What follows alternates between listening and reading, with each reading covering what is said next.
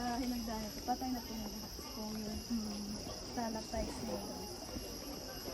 Kaya lang wala yung tubig.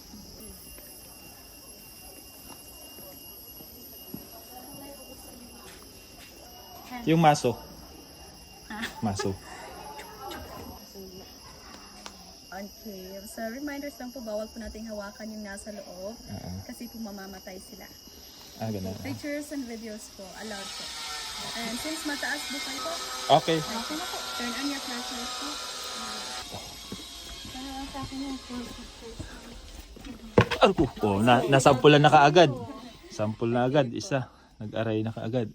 So yeah, this cave po, it was discovered last roughly 1990s, but then inopen po siya sa public last May of 2024.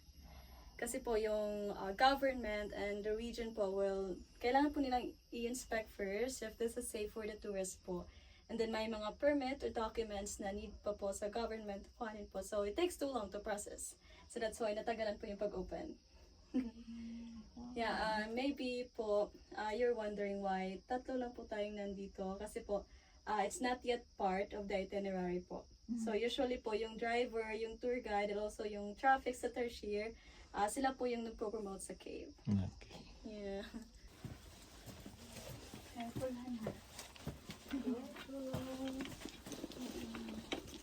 Basa pa nga siya, pero pag hinawakan mo, matutuyo na.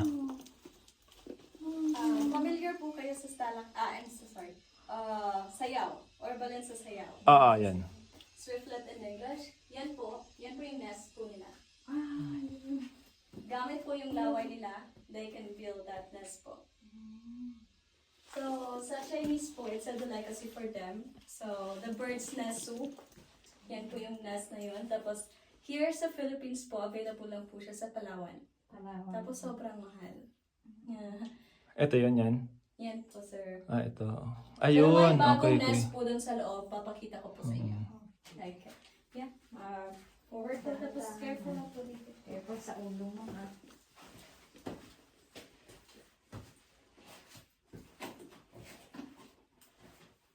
Continue building the nest po. So, very rare to see them in the morning. So, you're lucky if you're able to see it. Okay. So, yeah, yan po sa taas po, yan po yung bagong nest po. So, it's like a cup form. Yan, that one po. So, sa taas din po, yan po yung tinatawag na stalactites, C for ceiling. Here po sa baba, G for ground, it's the stalagmites. Yeah. According sa study po, 1 centimeter, it could take 100 years para tumubo po yung stalactites. May mga formations sa loob, pero depende na po yun sa inyo if how are you going to name formations here. Okay. That one po, for us, it's like your hand. Yan, Tamang mukha. And then some stalactites po are made of crystals. That's why may mga portion na they are shining, they are glowing. And may ipapakita po. Yeah, I will be showing you something. So it's like a lamp. Yeah, that one. It's like glow in the dark. Wow! Yeah. Oo nga, no? Glow in the dark ko. Oh! Buhay Yeah, yan, try no? to turn off your flashlight po. Turn off. Hand turn off. Yeah, that one. Transparent, parang transparent. So, yan po yung tinatawag na stalagmites. So, mag-grow po sila just by this water po na tumutulog galing sa stalactite. So, that's why mag-shine po sila. Yeah. Pero yan po yung new stalactites. Ito. Yan po. Yung puti. Yes po, but then it could take many years po para mag-form na po sila ng iba po. Yan po. Familiar po kayo sa Buddha po, Buddha statue. Buddha. Buddha, like a Buddha for you po, since natural lang din po siya. Dito po. Yeah, that's the Buddha statue we have po. Ay, oo. Ayaw nga, no? Meron, Han. So, Yung... Yan. Yan, marami. Yan. Oxen.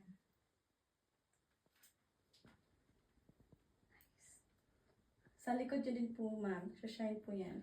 Mag-shine din. Yan Ito. po. Yes, yes, yan po. Ay, ano. Stalactite. So, it's a new stalagmites po, yung color white. Bago po yan. Lights. That one po. So maybe it's billions of years or millions of years na po na nag-grow po yan. Dito po kayo, sir. Dapat na siya sa lupa, no?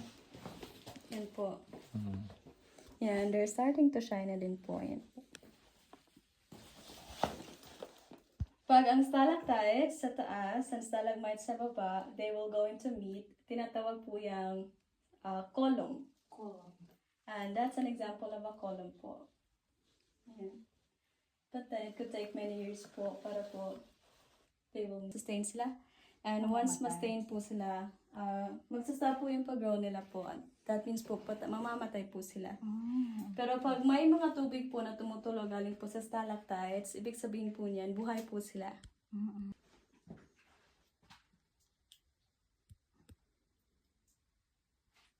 Nice. Very nice.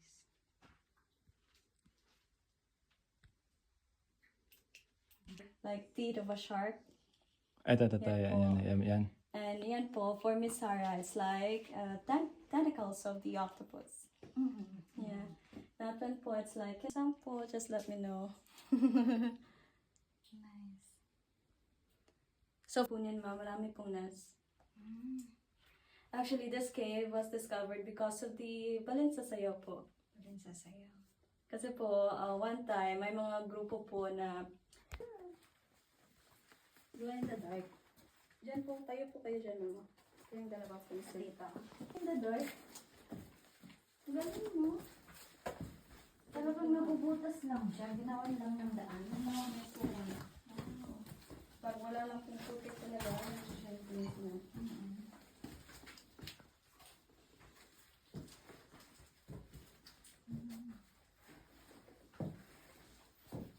May ano po dyan sa taas, sir.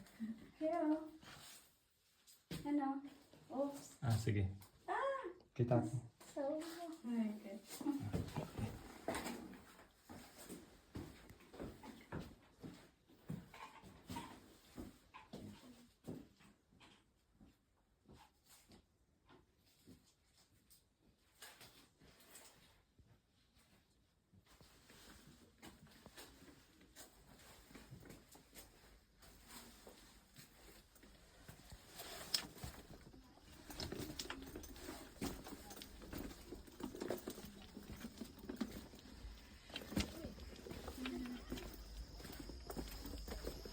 Yan, wala na ako. Gabi na po, sir.